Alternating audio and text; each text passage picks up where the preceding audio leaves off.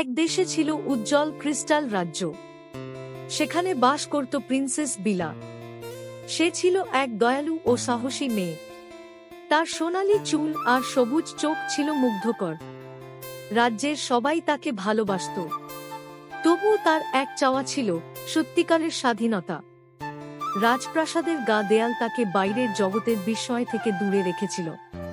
একদিন সকালে রাজপ্রাসাদের বাগানে হাঁটার সময় বিলা একটি পুরনো ওক গাছ দেখতে পেল। গাছটি অনেক বড় এবং এর বাকল যেন তারার গুঁড়ায় ছড়িয়ে দেওয়া হয়েছিল। বাকলে খোদাই করা ছিল একটি বাক্য, শুধুমাত্র বিশুদ্ধ হৃদয়ের মানুষই ভাগ্যের ডানা খুঁজে পাবে। কৌতূহলী বিলা তার হাত গাছে রাখতেই একটি লুকানো দরজা খুলে গেল। ভেতরে একটি আলোকিত সিঁড়ি নিচের দিকে ঘুরে গেছে। সাহসী বিলা নির্দ্বিধায় নিচে নেমে গেল। নিচে ছিল একটি জাদুকরী গুহা, যেখানে উজ্জ্বল স্ফটিক আর ঝলমলে ফুল ফুটে আছে। মাঝখানে একটি মঞ্চের ওপরে রাখা ছিল একটি সোনালী ডানা। এগুলোই গোপন ডানা, একটি মৃদু কণ্ঠ বলল। ভয়ে পিছিয়ে গিয়ে বিলা দেখতে পেল ছোট্ট একটি পরী, যার নীলচে ডানা ঝকঝক করছিল। আমি লিরিয়া, গোপন ডানার রক্ষক, বল পরীটি। এই ডানা শুধু উড়ার জন্য নয়, এগুলো বৃহত্তম সত্য প্রকাশ করে এবং লুকানো সম্ভাবনা খুলে দেয়। তবে এটির জন্য একটি পরীক্ষা রয়েছে। তুমি কি প্রস্তুত, প্রিন্সেস বিলা? বিলা বলল, আমি যে কোনো চ্যালেঞ্জ নিতে প্রস্তুত। লিরিয়া হাসল এবং তার জাদু কাঠি নেড়ে দিল। আলোর এক ঝড় বিলাকে ঘিরে ধরল এবং সে নিজেকে একটি অন্ধকার বনে আবিষ্কার করল। আগে যেখানে রঙিন ফুল আর গাছপালা ছিল, সেখানে সব মলিন ও ধূসর। ভীত কিছু গ্রামবাসী তার সামনে দাঁড়িয়ে কাঁপছিল। আমাদের ভূমি অভিশপ্ত, বলল এক বৃদ্ধ। একটি ছায়া ড্রাগন আমাদের বনের হৃদয় চুরি করে নিয়েছে, আর এটি ছাড়া সবকিছু মরে যাচ্ছে। বিলা সাহায্য করার সংকল্প করল।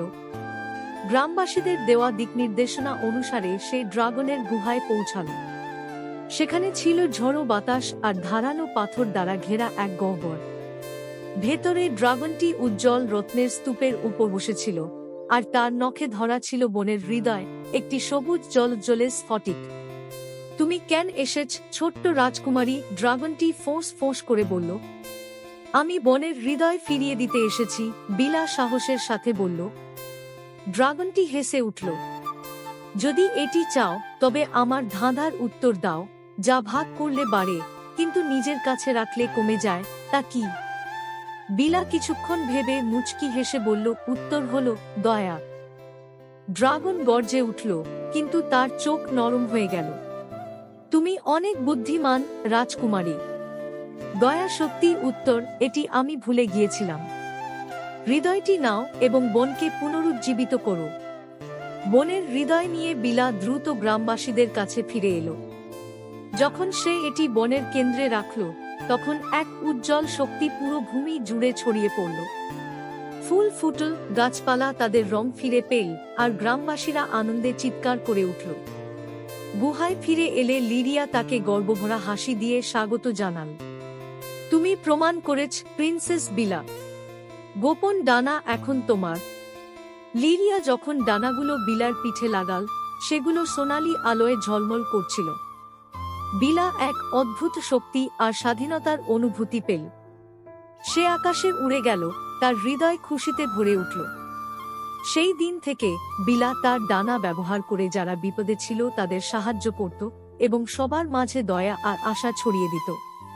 প্রিন্সেস বিলা শিখেছিল যে সত্যিকারের স্বাধীনতা তার দায়িত্ব থেকে পালিয়ে যাওয়ার মধ্যে নয়, বরং সাহস ও সহানুভূতির সাথে তা গ্রহণ করার মধ্যেই লুকিয়ে। এভাবেই গোপন ডানার রাজকুমারীর কাহিনী যুগ যুগ ধরে সবাইকে অনুপ্রেরণা দিয়ে চলল।